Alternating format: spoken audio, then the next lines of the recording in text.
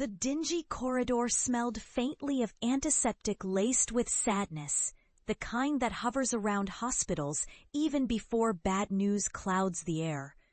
I paced the peeling linoleum, hands balled up, as Mum went tight-lipped beside me, refusing to meet my eyes.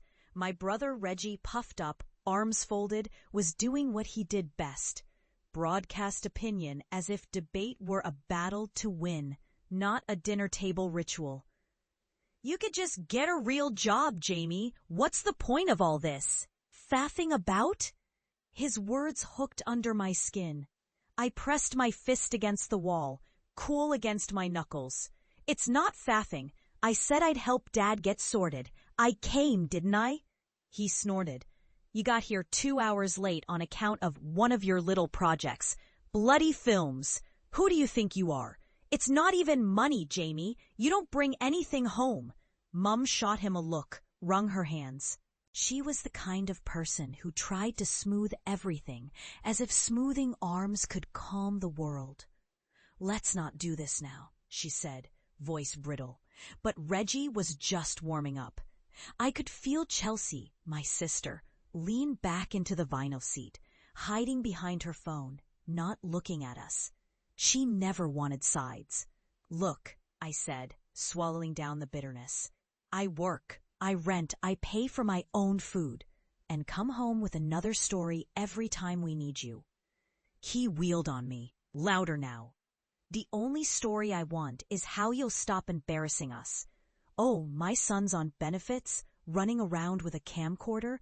Isn't he nearly 30? That's what they say, you know." I stared him down, not wanting to break. "I'm getting there. I've got scripts. I've won small awards." He coughed. "Yeah? Where are they? You gave up on university. You left that job at the supermarket to chase this dream. Mum has to worry about Dad's heart alone. You chasing your films?" "It's a joke, Janie," Mum cut in, tears pricking. "Stop it, both of you." Then softer. "It's just hard. We worry, love." But the sting had landed. I heard the echoes of every family dinner. Uncles making cracks, cousins turning up eyebrows, the suggestion behind every question. "What's it feel like wasting your life?" The doctor came. My father would live. Stents and pills bought him time. Relief hit me heavy, and I stalked outside, breath fogging in the cold London dusk, tears unbidden. Above me, the city lights blinked through the drizzle like 1,000 untouchable possibilities. At the bus stop, I sat on cold steel, shoulders hunched. My phone vibrated. A text from a producer I'd pitched to weeks back. "No news. Pass." I squeezed the phone, pictured it, but I couldn't ignore the ache of my brother's laughter rolling in my ears, or the certainty in his eyes that my dreams were dust and disappointment. Still, dreams that burn don't go out so easily. I threw myself into work anyway, hoping to outpace the sneer in Reggie's voice. London is a city for strivers and fools. I made do with freelance editing gigs, hustling for side money between temp jobs. Most days, I'd squish up with my camera bag on the Northern Line, imagining I was running somewhere important instead of across the city to shoot someone's wedding or a mate's band in a basement East End bar. Once, hunched in the arterial hush of the tube, I scrolled wobbly through the script I'd started. 40 pages in, out of breath, but not out of hope. People living just to get by, finding tenderness in steel and grit. It felt possible, until the world pressed in again. The client who forgot to pay, the camera bit that broke. Mum's hesitant, "Have you eaten?" On the phone. I didn't starve, but I bent in bad winds. My landlord doubled my rent. A producer who'd promised to connect me stopped replying. I borrowed a suit from a friend for a cousin's christening, only to hear Aunt Jenna nudge, "Still chasing Spielberg?" On the way home, I caught my reflection in the shop window near Peckham Rye. Drawn, tired, eyes set a little too deep. Was I deluded? Out of touch? The old doubts flooded back, persistent. But for every slap, there was a light. A moment in a midnight editing suite, layers coming together like magic. A festival volunteer who grinned, "Loved your last short." A night at a small cinema in Brixton, audience actually laughing, not because it was bad, but because it was honest. And then, finally, a break. Not monumental, not headline news, but enough. I got word my script, We Out Here, had been shortlisted for a modest grant. It almost didn't register. I'd missed so many shots. But I took the meeting, wore my one good shirt. I met Naomi, producer, wiry, sharp. She looked at me, really looked, and said, "Why do you want to tell this story?" I found words, because I never saw anyone like me, coming from my sort of family, who got to make it, not clean, not on a stage, just trying, fighting. She nodded. "I can help, if you're ready to bleed for it." We shot on weekends. Friends, borrowed locations, day jobs on the side, eating chips from the paper at midnight. I begged, cajoled, swept up trash at locations for discounts. Rain stopped a street scene.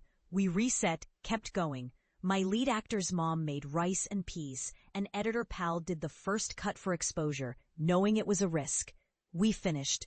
The first screening was at a half-empty Hackney art space. Some people left for drinks before it ended, but some stayed, red-eyed and thoughtful, at the lights coming up.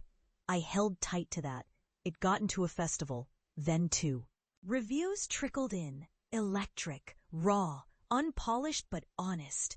On Twitter, a stranger DM'd me, "This is my story, thank you." Money didn't pour in, but emails did. Small festivals, indie producers, actors who wanted to work with me. Suddenly, creaky doors I mattered on for years began to shift open on their ancient hinges. 3 years later, I was standing at the BFI South Bank, shivering in borrowed tweed, heart so wild it could fly from my chest. My phone pinged. "Proud of you. Love." Mom. Reggie never called, but Chelsea sent a thumbs-up emoji. My second feature, We Out Here, expanded and burnished, was premiering at the London Film Festival. There were real producers this time, a budget not made of scraps, actors with names you'd heard. The theater was hushed. The air bristled with expectation, and after so many close falls and near misses, I wanted to disappear.